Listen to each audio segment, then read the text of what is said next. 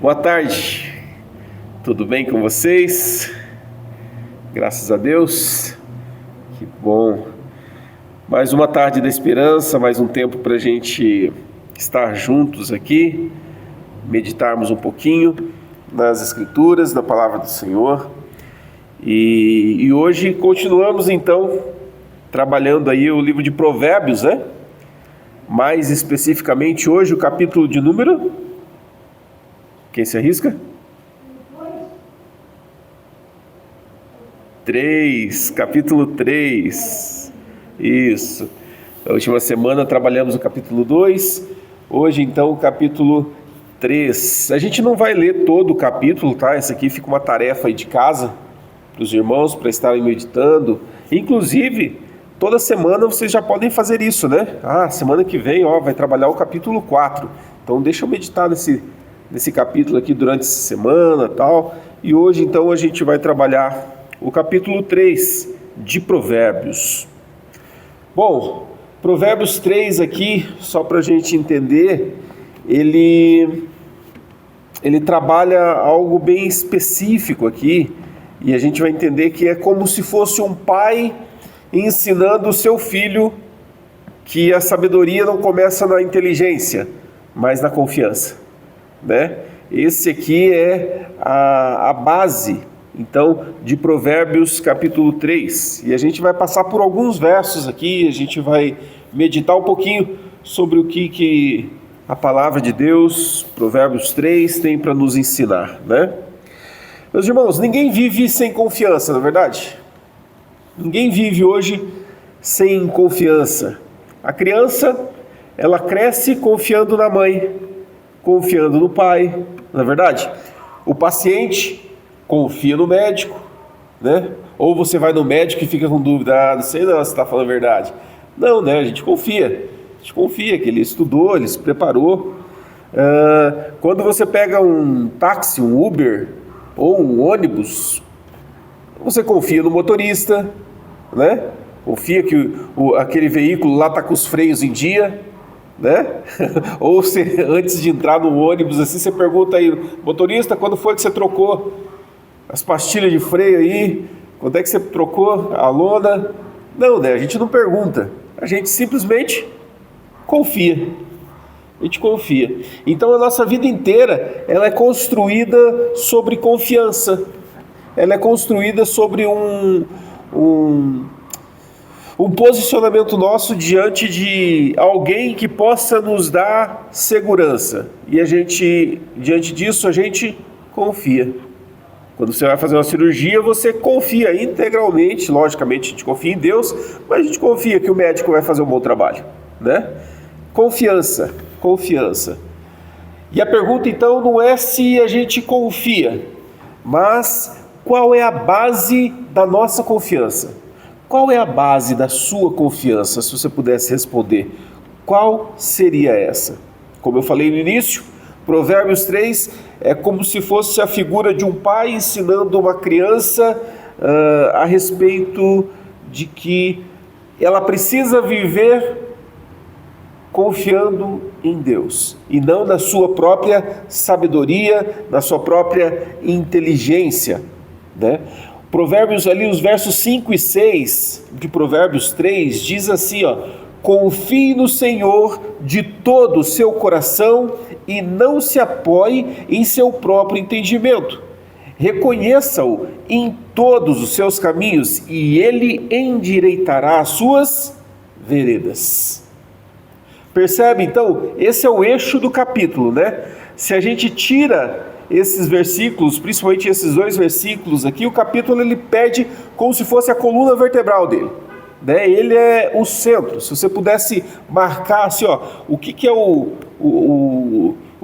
versículo chave aqui desse capítulo, a gente poderia marcar sem dúvida nenhuma os versos 5 e 6, né? Confie no Senhor de todo o seu coração e não se apoie no seu próprio entendimento, ou seja, não se apoie no seu conhecimento teórico, naquilo que você aprendeu, não.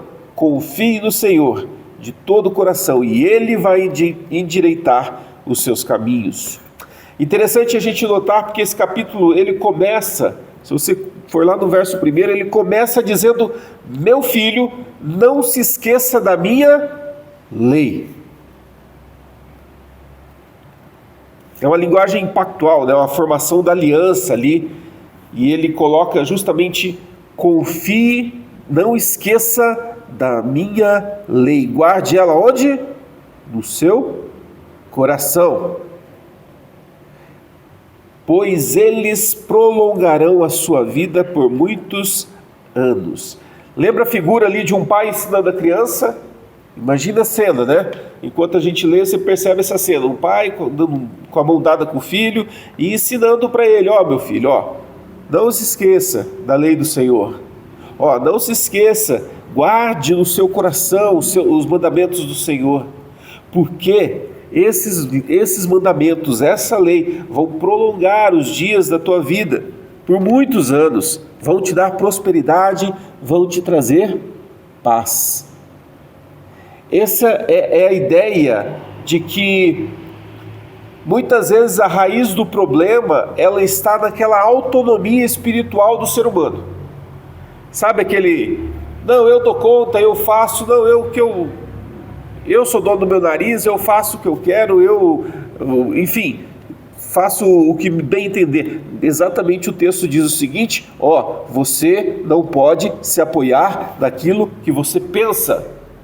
Você precisa confiar integralmente no Senhor, porque é Ele que vai cuidar de você, é Ele que vai te trazer paz, é Ele que vai fazer com que os seus olhos sejam abertos. Olha o verso 7 ali, ó: não seja sábio aos seus próprios olhos. Não seja sábio aos seus próprios olhos. Tema o Senhor e evite o mal. Sabe, o que é ser sábio aos próprios olhos? Não, eu me vejo suficiente. Eu me coloco numa posição de que, Deus, para que Deus? Eu dou conta, Deus, deixa Deus lá, eu faço. Não seja sábio aos seus próprios olhos. Não ache que você é alguma coisa. Não ache que você dá conta sem mim. Não pense que você consegue, que a gente falou no domingo passado, né? Sobre autorregeneração. Não pense que você sozinho consegue se autorregenerar. A palavra é: não seja sábio aos seus próprios olhos. Tema o Senhor e evite o mal. Mais um texto que fala que esse é o problema do ser humano desde o Éden, a autonomia. O homem e a mulher desobedecem e resolvem caminhar com as próprias pernas.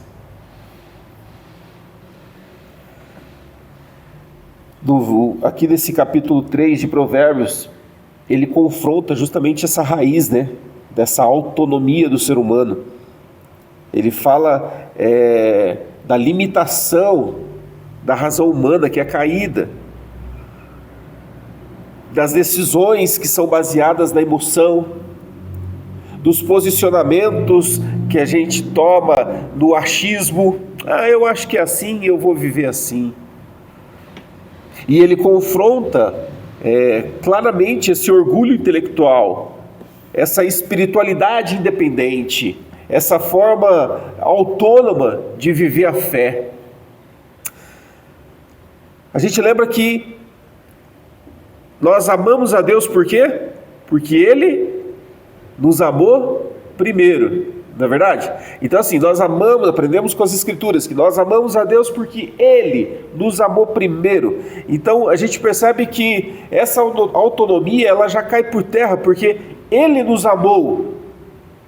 E antes de nós pensarmos qualquer coisa, Ele nos amou e se importou conosco. Ele quis estar conosco, Ele nos chamou, Ele nos atraiu. Então não existe essa espiritualidade independente. Eu tenho a minha fé. Não. Autossuficiência a gente pode considerar como se fosse uma idolatria. Uma idolatria disfarçada de maturidade. Hoje de manhã estávamos num grupo orando, e lá a gente falou dessa dependência do Senhor, a gente falou sobre se prostrar diante do Senhor e falar: Senhor, eu preciso do Senhor, eu preciso de Ti. Eu, como pastor da igreja, eu preciso muito do Senhor. Muito. Ah, mas você não estudou? Estudei. E por ter essa consciência, eu falo com todas as letras: eu preciso do Senhor. Se não for Ele na minha história, se não for Ele na minha vida, eu não vou conseguir liderar ninguém, não vou conseguir fazer nada, absolutamente nada. O outro movimento que nós encontramos aqui no capítulo 3 de Provérbios é que a confiança, ela se torna obediência. A confiança bíblica não é um sentimento, mas é uma submissão prática. Olha o verso 9 ali, ó. Honre o Senhor com todos os seus recursos e com os primeiros frutos de todas as suas plantações. Texto muito usado às vezes quando a gente vai falar de dízimo, né? Quando a gente vai falar de ofertas. Então usa-se muito esse texto: honre o Senhor com todos os seus recursos e com os primeiros frutos de todas as suas plantações. Aqui ele traz a ideia de mordomia. Confiar em Deus é reconhecer que Ele é dono de tudo. E nós somos mordomos. O que é o mordomo? Mordomo é aquele que administra tudo que tem na casa.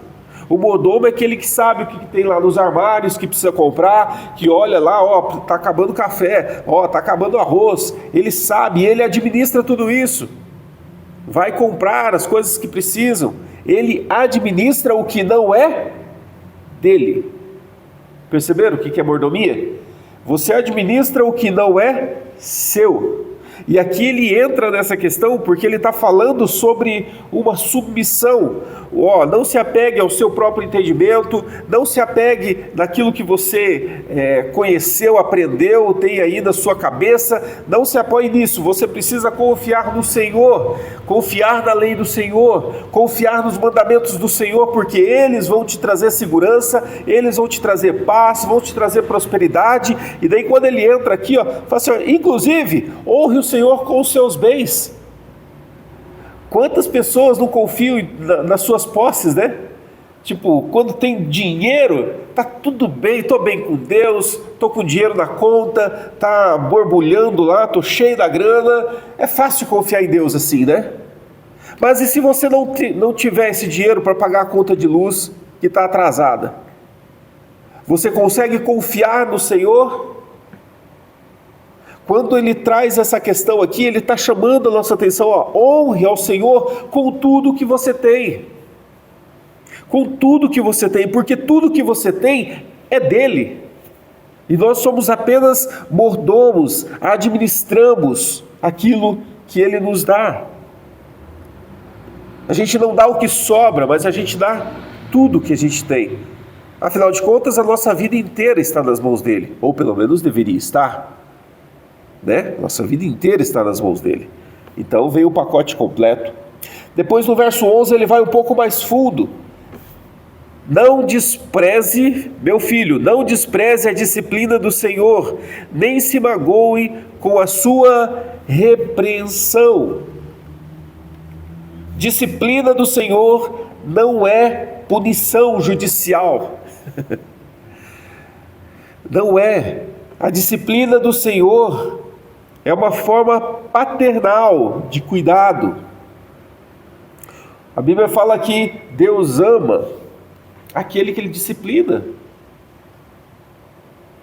Ele disciplina quem ama. Então, se você recebe uma disciplina do Senhor, saiba que você é amado por Ele. E Ele só está corrigindo a tua rota. Porque a gente tem a mania de querer andar com as próprias pernas, e aí a gente faz um monte de besteira, né? E erra todos os dias. A gente erra com pessoas, a gente erra no trabalho, a gente erra na igreja, a gente erra em todo lugar. E o Senhor Jesus, por nos amar, Ele nos corrige, nos traz de volta à rota. Deus não abandona os seus filhos. Deus não nos abandona. E eu sou muito grato a Deus por isso. Porque Ele nos molda. E a disciplina dele revela a nossa adoção. Revela que ele não está... tô nem aí. Tô nem aí para você, viva a tua vida. Não. Ele cuida da gente. Ele nos guarda, ele nos protege. Quando o caminho aperta, a nossa confiança é testada. Quando a coisa fica difícil, a nossa fé é testada. E o Senhor nos mostra que Ele cuida de nós. Isso é maravilhoso. Isso é perceber que realmente essa confiança real, ela permanece enquanto Deus está esculpindo o nosso caráter, nossa maneira de agir.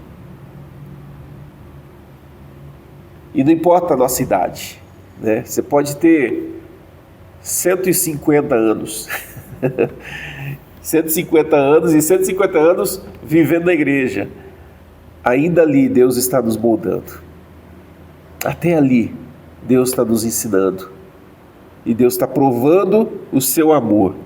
Então a confiança, ela se torna obediência quando você sabe que você tem toda a sua vida nas mãos daquele que está te formando. E a estatura do varão perfeito que nós encontramos na palavra de Deus só vai acontecer quando Cristo voltar. Aí sim tudo será novo. Não vai haver dor, não vai ter sofrimento, não vai ter lágrimas, porque tudo será novo. Tudo será novo. E tendo essa consciência de que esse grande dia chegará e que eu estou nesse processo de correção, de Ele nos moldar, como o oleiro, né, que molda o vaso ali com barro, Ele está nos moldando a cada dia até o grande dia. Tendo essa confiança, a gente começa a entender que, puxa, só me resta obedecer. Se você tem essa confiança, você obedece. Agora, se você não confia que o Senhor vai guardar, se você não confia que o Senhor vai sustentar, se você não confia que Ele pode prover todas as suas necessidades, aí você não obedece mesmo.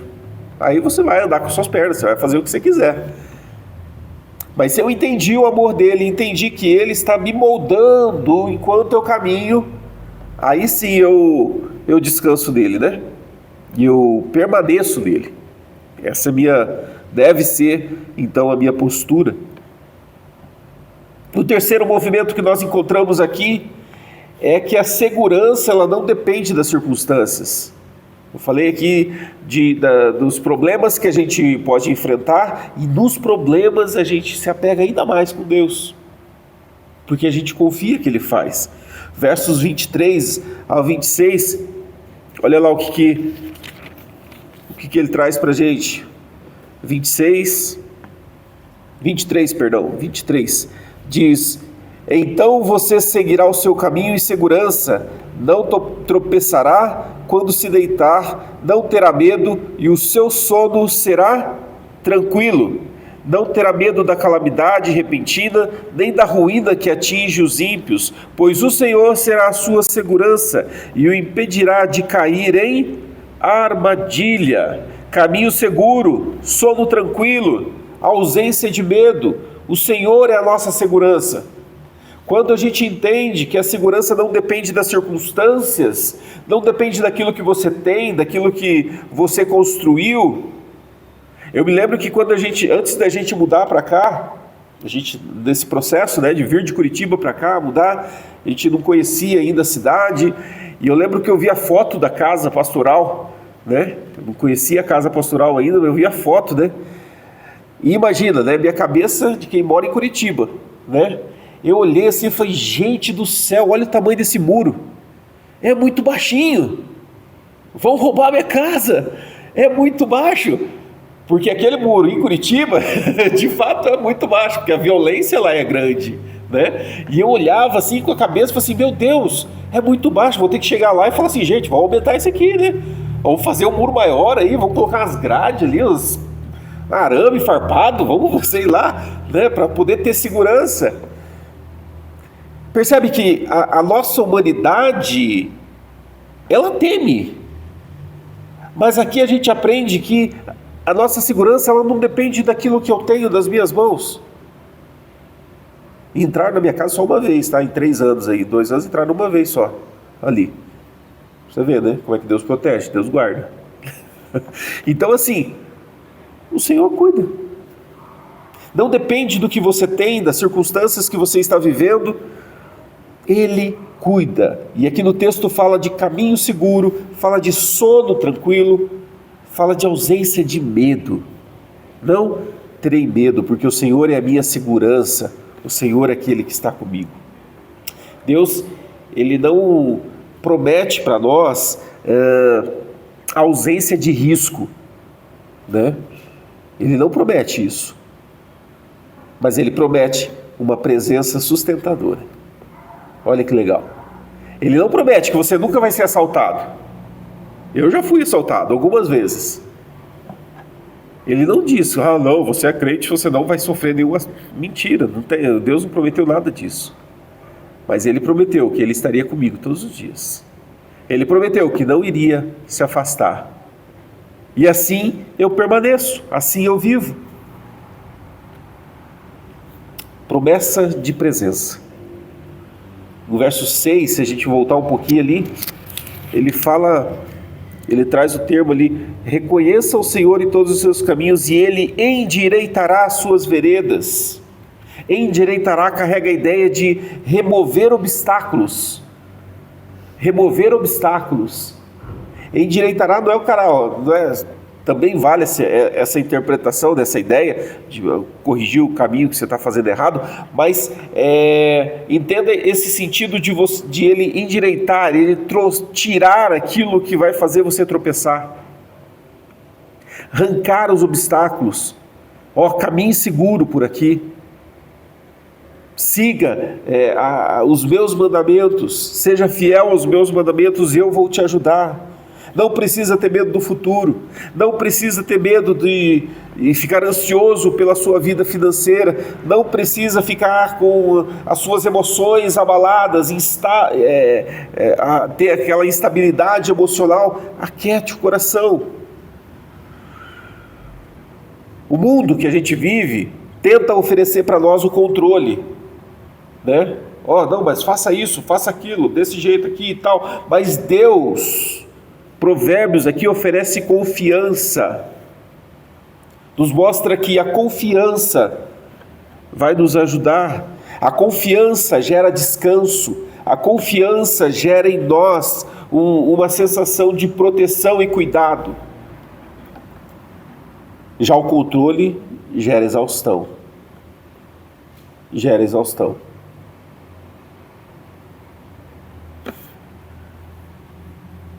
Cristo é a nossa confiança encarnada.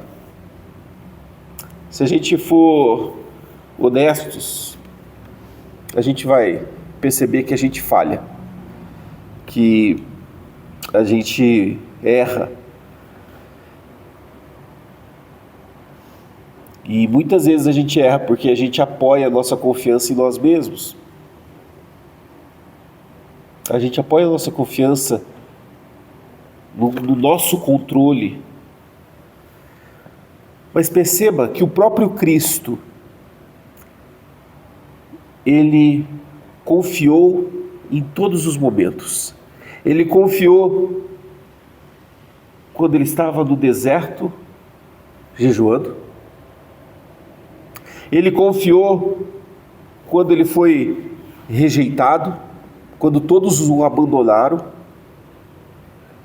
Quando todos o ouviam e abandonavam, ele chega ao ponto de chegar para os discípulos e falar assim: vocês também querem ir embora?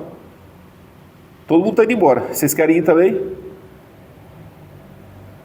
Quando ele está no Getsemane, lamentando e sabe, doído com o que viria, ele obedeceu e ele confiou no Pai. Na própria cruz, ele confia no Pai. Então a gente aprende que Cristo, ele viveu uma confiança absoluta em Deus. Ele foi um exemplo. E porque ele confiou, até mesmo na hora da morte, hoje nós podemos confiar. Se ele, sendo Deus, confiou no Pai, viveu nessa terra, sofreu o que sofreu e ele permaneceu confiando no Pai, nós precisamos seguir o mesmo exemplo. Confiar. A sabedoria, ela não é apenas um conceito. Lembra da semana passada que a gente falou do capítulo 2? O que o capítulo 2 nos ensinava? Que a sabedoria de Deus, Ele dá, mas nós devemos buscar. Lembra? O capítulo 2 falava disso. Buscar como o homem que busca a prata, busca um tesouro escondido, que escava. Esse precisa ser o sentimento daquele que busca a sabedoria de Deus. Ele te dá, mas você precisa ir buscar. Então a sabedoria aqui que a gente encontra, ela não é só um conceito, mas ela é uma pessoa. É Cristo Jesus. E nele, a autonomia humana é substituída por uma reconciliação. Um processo de reconciliação, de entendermos que é Ele quem está cuidando das nossas vidas, é Ele quem cuida de você, é Ele quem te sustenta. Talvez hoje você esteja tentando controlar tudo. Talvez hoje você se perceba em momentos onde, puxa, esqueci até de orar. Puxa, esqueci, nossa, saí fazendo, né? Saí fazendo e nem busquei a presença do Senhor para ver se era isso que Ele queria de mim. E eu tento controlar todas as coisas e eu fico cansado de sustentar o peso da própria vida. Porque isso cansa, isso desgasta. Entender que as lutas elas surgem. E hoje, conversando com uma pessoa, ela dizendo do sofrimento que a família está vivendo porque tiveram que internar um parente numa casa específica lá, né? Porque a pessoa ela era paraplégica, ela tinha problemas, né, de movimento e tal, e ela já não conseguia mais nem mexer mais nada. Ela até antes ela conseguia levar o garfo na boca, tal, né? E agora ela não consegue mais. Então, ou seja, a partir de agora a dependência dela é total de alguém, total. Ela não mexe mais nada. Então imagina, você está com vontade de coçar o nariz e você não pode. Muito difícil, né? E aí, onde está a nossa confiança?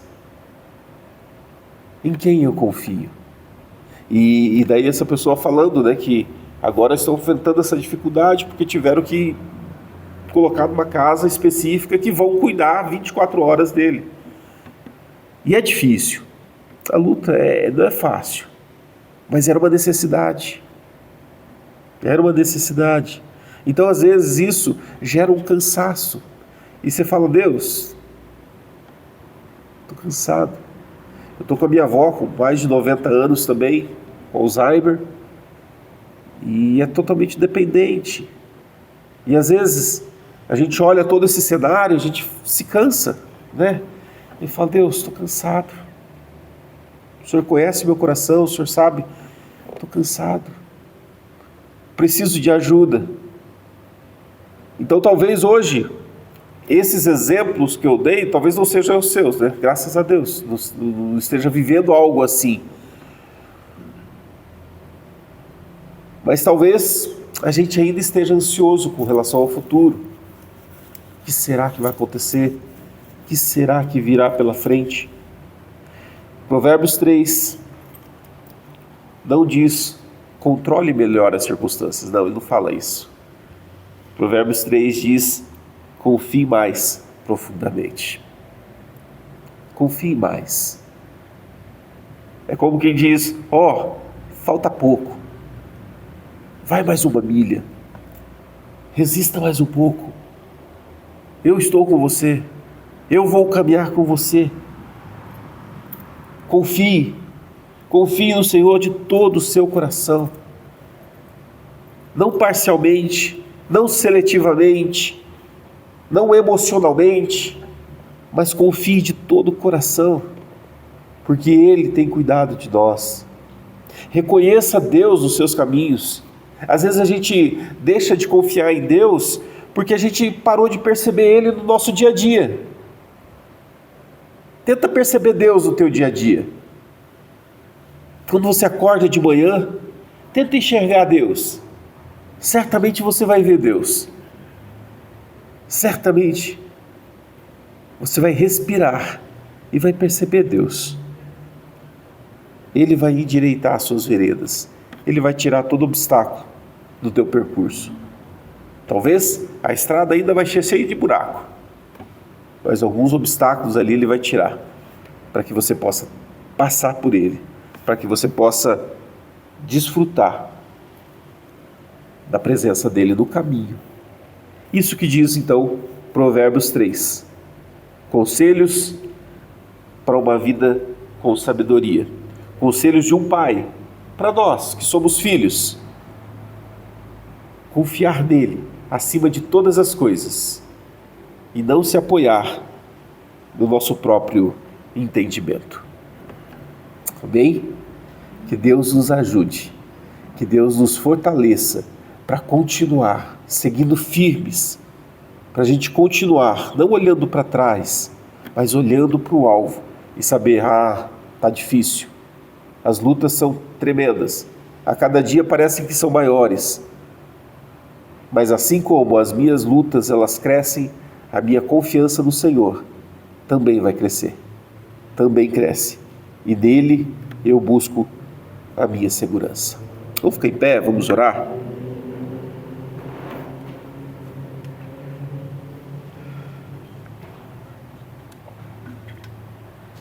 Senhor nosso Deus, eu te agradeço, Deus, pela presença do Senhor nas nossas vidas. Eu te agradeço, Senhor, por este capítulo de Provérbios, ó Deus, que nos ensina a caminhar confiadamente, que nos ensina a nos entregarmos totalmente ao Senhor, sabendo que estamos seguros nas Tuas mãos, sabendo que é o Senhor quem nos guarda, nos protege e nos sustenta. O Senhor é a razão de nós existirmos, o Senhor é a razão de nós respirarmos, o Senhor é a razão de tudo. E nós dependemos do Senhor e confiamos no Senhor, não mais no nosso entendimento, não mais nas circunstâncias, não mais no dia a dia, não mais naquilo que eu possuo, não mais naquilo que eu já conquistei. Mas a minha confiança está no Senhor e a Ti eu entrego todas as coisas. Entrego a minha vida, entrego meus recursos, entrego minha família, entrego tudo nas Tuas mãos, porque eu confio no Senhor e é o Senhor que rege a minha vida. Obrigado, Senhor, pela Tua palavra, obrigado pela vida de cada um que está aqui, todos que estão acompanhando essa mensagem. Eu peço, Deus, que o Senhor nos ajude a permanecer fiel. O Senhor nos ajude a não arredar o pé e permanecer firme até o final. Porque estamos sendo moldados, estamos sendo trabalhados pelo Senhor, estamos sendo renovados pelo Senhor dia após dia. Por isso não nos afastaremos, ó Deus. E pedimos que o Senhor tenha misericórdia de nós e nos ajude nessa jornada. No nome de Jesus. Amém. Amém.